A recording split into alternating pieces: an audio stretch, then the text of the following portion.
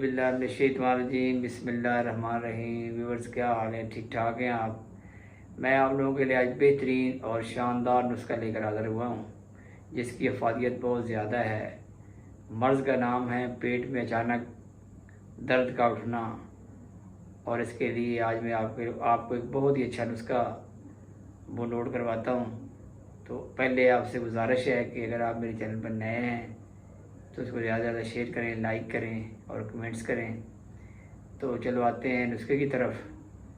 तो सबसे पहले आपने मैग्नीशिया फास्ट लेनी है 30 में। तो साथ ही आपने कालू संत लेनी है 30 में।